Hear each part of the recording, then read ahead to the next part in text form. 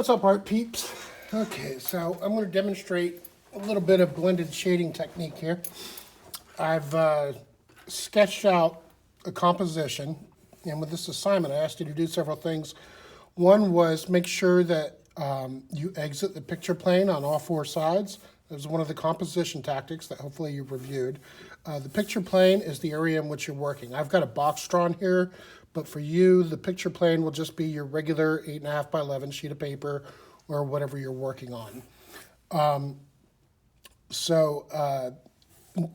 When I say exit the picture plane, I mean you don't force everything inside the boundaries. You let some things naturally exit. So this balloon out here is going outside the picture plane. This one here is going outside the picture plane. This one here is going outside the picture plane. This one here is going outside the picture plane. So you let things naturally exit. That's one of our composition tactics. Another tactic I asked you to do is make sure that you have balloons overlap in at least 3 places. I've got 3 balloons overlapping here. I've got 3 balloons overlapping here. So that's more than 3 places right now. So that covers that. Overlap, one of our composition techniques. I talked about a good balance of positive and negative space. Positive space being your subject matter, negative space being the background. And I had said 80-20 is a good thing to aim for most of the time. For this assignment, I'm asking for 50-50 or better. So at least half the positive space is your balloons and half is the background, or more. You can make these bigger and include more balloons if you want. I applied another composition tactic by having a big emphasis on a major focal point with the biggest balloon right here, if at the intersection of the rule of thirds. If I had a grid on here, you would see that this is right over that intersection where the rule of thirds would be applied. So I've got another kind of secondary focal point happening at the other rule of thirds here. So you can use those grids to help figure out how and where you want to place things in a composition as well to apply the rule of thirds. We talked about using strong diagonals. There's kind of an implied diagonal through here. Your eye leads up and then out. There's kind of a diagonal shape going through the picture plane. I only asked you to specifically do overlap, exit the picture plane, and a good balance of positive and negative space for your composition tactics in this assignment. But if you want to go back and look at that presentation and contemplate different ways that you could approach this with other tactics, I encourage you to do so. So we're making a rendering with this, so it's a finalized master drawing. We want to make this drawing as nice as we can. Good craftsmanship is going to matter. So we're dealing with composition, the arrangement of objects in the picture plane, designing how we want things to look to make them look the best they can to make our design look well. And we're dealing with shading to create form or the illusion of 3 dimensions. And I'm going to show you a little bit of blended shading technique here. There are a couple different approaches to blended shading technique. And when we work, we basically want to work from light to dark, meaning we put down our lightest values first and then gradually make our way towards the dark. So I'm going to come up here. Notice on these balloons here, well, let me step back a bit. So notice that I've sketched these balloons. And sketch technique is loose. It uses my whole arm. Notice that none of these are drawn with just a perfect little balloon shape, one line. I'm drawing loosely, I'm drawing lightly, I'm trying to find the line, find the shape. And all these extra lines don't really matter. You don't need to erase them when you're done because they'll kind of blend into your drawing when you're done. And you'll see how that works. So I've sketched up my composition and now I'm going to start shading it. A couple different ways that you can shade with your pencil. You can either use the side of your pencil, and I notice that I'm holding it like this instead of like this when I use the side. I kind of like open your hand, put it in there, and then hold it like that, and then you can use the side of your pencil. And I'm kind of using a circular motion as I do this. And notice you don't see a bunch of scribbly marks. For blended shading, we want a smoother texture. We want the texture of the paper to kind of influence the way the marks look. And I'm getting lighter as I go. And I get it lighter or darker by adjusting my pressure. Right now I'm barely putting any pressure on, so I'm getting a lighter value. I'm a little bit more pressure, a little darker value here, even more pressure, darker and darker, and with a lot of pressure, I can get this as dark as this particular lead will go. So I can get a range of value, and by using the side of my pencil, I can get that value change fairly quickly. If you want to use the tip of the pencil, again, blended shading, I don't want to see the lines. Now, if you want to do hatching shading, you can. But if you want to do blended shading using the tip, well, the thing to do there, you still control the pressure, but you make small circles. And this one is not as fast as using the side of your pencil because you're just using the tip here. And you still control your value, how light or dark it is, by controlling your pressure. Just a little bit of pressure for a lighter value and a lot of pressure for a darker value. Making circular motions so dark, a little less pressure, medium, a little less pressure, light. And you can make small circles or side-to-side circles. It takes a little practice to be able to control the texture that you create when you blend, when you use pencil. But that's what this assignment is giving you an opportunity to do, is practice your shading techniques. If I wanted to cross-hatch and go from dark to light, I could do that on a balloon. I could kind of, let's say the light source is coming from here. Let's say the sun was here, and there's making a reflection there. Think about the fact also that balloons are round, so you kind of want the shading to go round. So there's some cross-hatching there. And I'm kind of going at it from different angles. You can still control the value by how much you press, but with cross-hatching, you also control the value by how dense you make the hatching. So if you want to do a cross-hatched or a stippled shading technique, because maybe you're experienced with shading, maybe you're an experienced artist already. I got a good 20, 30 kids in here that are pretty decent already. So maybe you want to try a different shading technique, and if you do, that's fine. Go ahead and practice a different one. But for almost everyone, I recommend practicing the blended shading technique because that's kind of fundamental. Again, it's a little faster using the side of your pencil, a little slower, but you get a somewhat different texture using the tip. So I'm going to show you what I'm doing, how I would shade this. I'm not going to take the video to record drawing this whole thing, but I'm going to show you how I might shade this biggest balloon here and maybe overlapping. This one here, I'm considering in front of this, I'm dealing with translucency. If you want to try to deal with translucency in yours, I encourage you to do so, but you don't have to. You can just have them overlap and they can be opaque or translucent. That's your choice. Translucent means light can come through and you can see the other side of it to some degree. Opaque means you can't see through it at all. It's just completely solid. So when I'm shading, some of the tips that I gave you was, one, work from light to dark or dark to light, but light to dark is usually the best way to go. Now here is the highlight. I've got a light source coming from here, so you'll notice on all of these balloons, I've got the highlight or the reflection kind of in the same spot to indicate that that's where the light is coming from. So you want to shade all of your balloons with that same light source. So that was one of the tips, is use a consistent light source. So I've done that. I've kind of established that in my sketch. Where a highlight is, the light, you want to let the white of the paper show through. All you have to do is shade around that shape to let the white show through and be your highlight. I kind of like to imagine when I'm shading the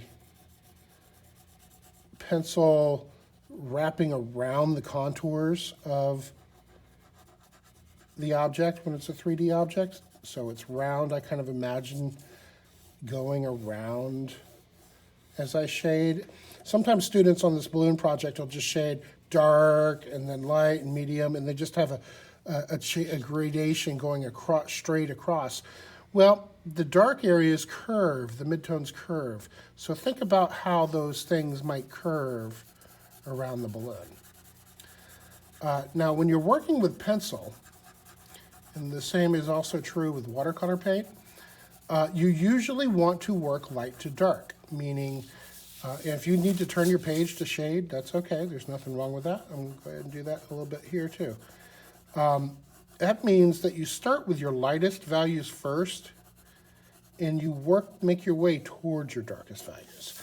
Now, some students might shade this whole thing and say, hey, that looks decent texture, that's shaded, that's all done.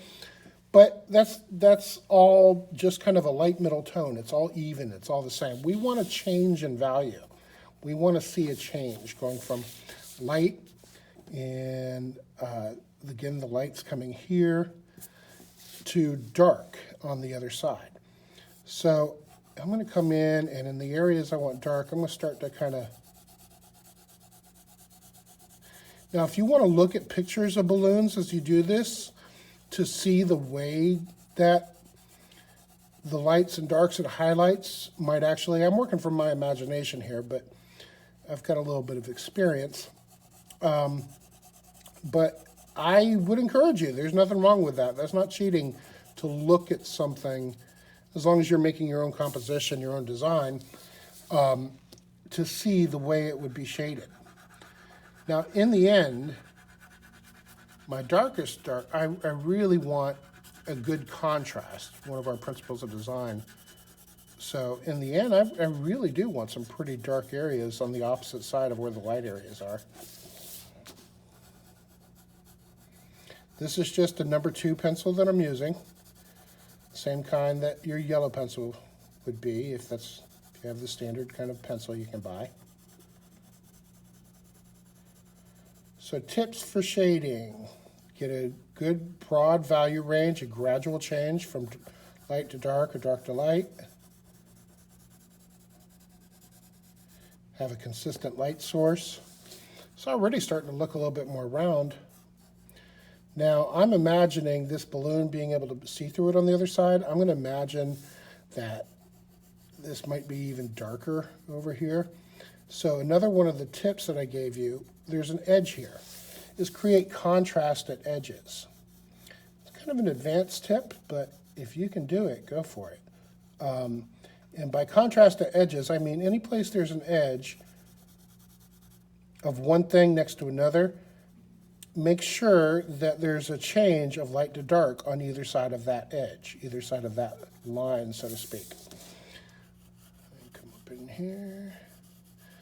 And notice this was all sketchy and had the loose lines like everything, just like all the other ones did.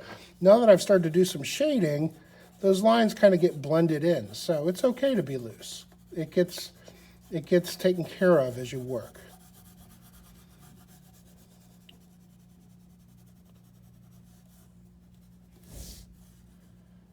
So this is on the other side of this balloon. I'm going to imagine that bottom part of the balloon is just kind of in silhouette.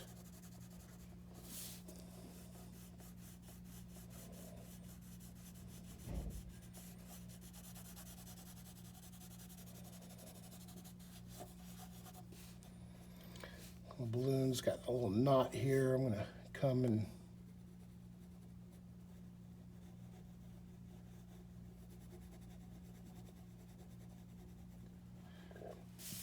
no, a lot of times students are afraid to shade really dark, but don't fear the dark. Don't be afraid of the dark. It takes, if you really want things to start to kind of pop off the page and really look 3D, then you want to make sure that you have some strong contrast, that you really have areas that get pretty dark. And notice how I'm kind of layering this.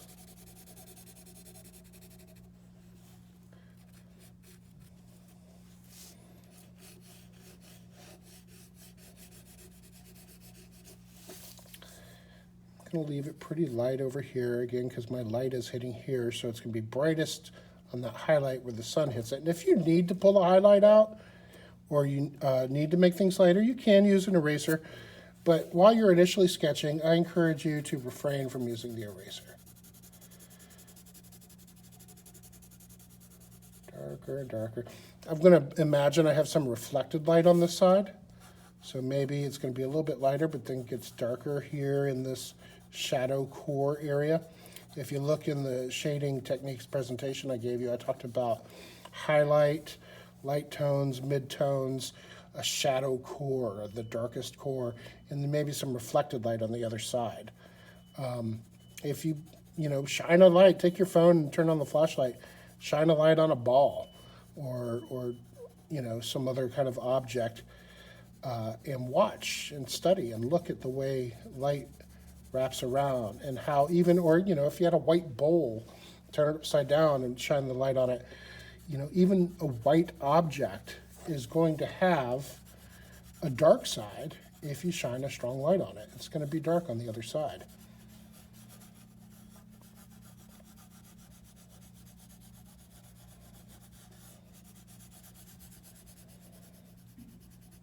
I'm going to go even darker in here. Get this core darker and darker and darker.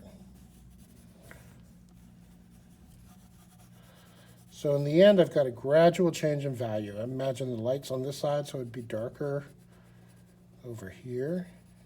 Gradually getting lighter over here. Be dark underneath, because the light would be kind of above coming from here, so the shadow would be kind of underneath that little round opening. Again, use photos. I kind of have enough experience drawing that I can imagine pretty easily how light might wrap around something. It's something that if you're somebody that geeks out on drawing or art like I do, you start to, you practice these things. Excuse me. Drawing is fun. You can get into kind of a little zone, kind of a meditation. Just put some music on, something chill, maybe not some Skrillex or something, but something more chill.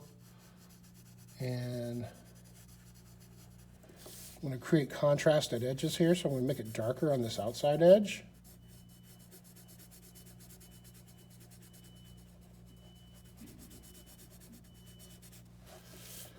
Still thinking about my light source.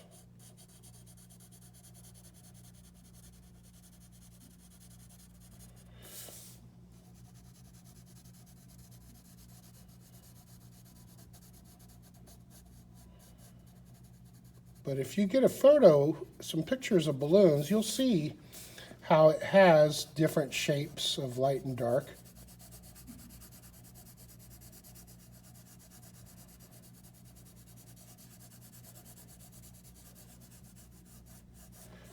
Notice that I haven't just put solid outlines around anything either.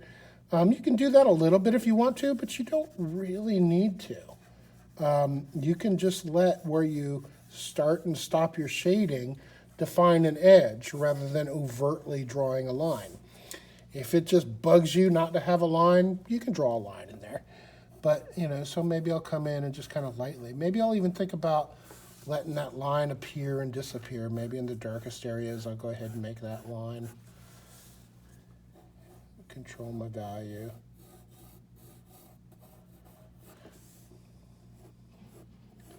But you don't really have to have a line. Now, if you have some areas you want to clean up afterwards, go ahead and clean it up. But notice how this is kind of curving around. And then here, my highlight, my lightest area. If I had a bit of a line there, since it's my lightest area, maybe I do want to erase that line and just let the highlight, the paper show through.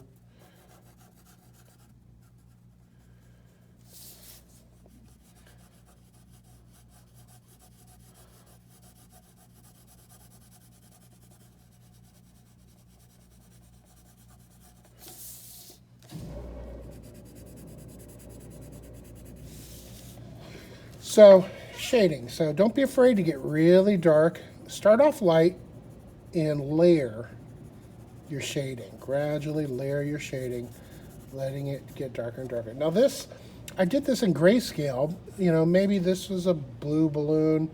You know, some colors can be darker than others. Maybe this balloon behind it would be a red balloon. And a red might be a darker value than a particular blue. So maybe this whole balloon is darker. They don't all, you know, maybe this can just have a much darker value overall. Still lighter on the side with the lights hitting it.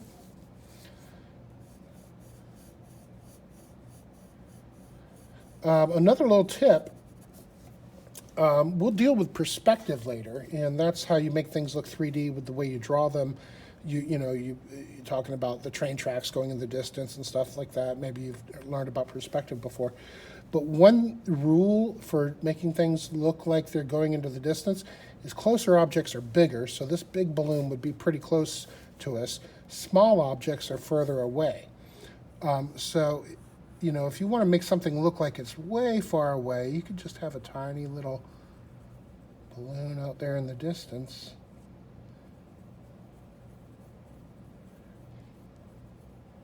And that would be really far away. And if I had one right in front of my face, it'd be huge. It'd be taking up this whole picture. But that's something to think about as well. Try to see if you can experiment with making things look closer and further by changing the size.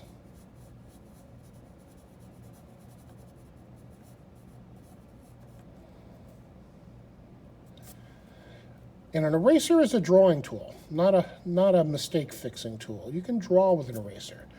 You know, what if I wanted to put a little highlight up on top of this balloon to maybe separate this from the fact, maybe some reflected light coming across here. I can kind of draw back into that with my eraser. And now that looks like, you know, those look like light highlights now.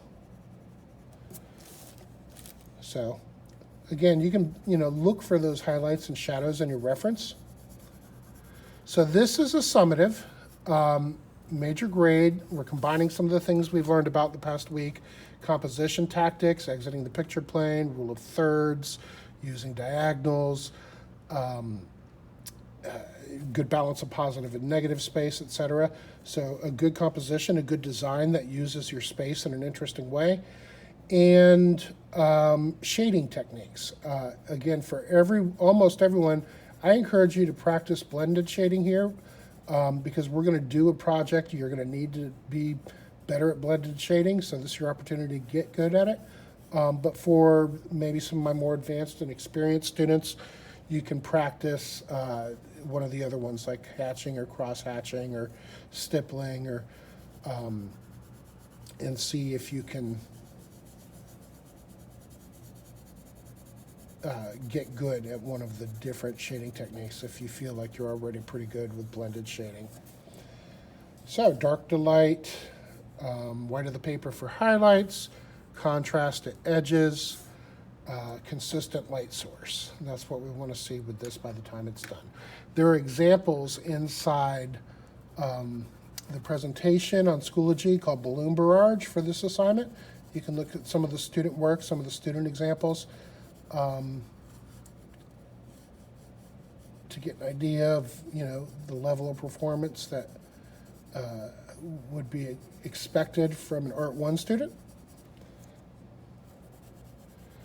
But with everything in life, not just this, but everything in life, try to do your best.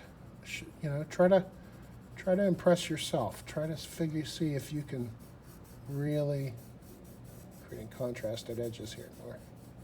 See if you can really start to master this. All right, I'll talk to you soon. Have a good day, guys.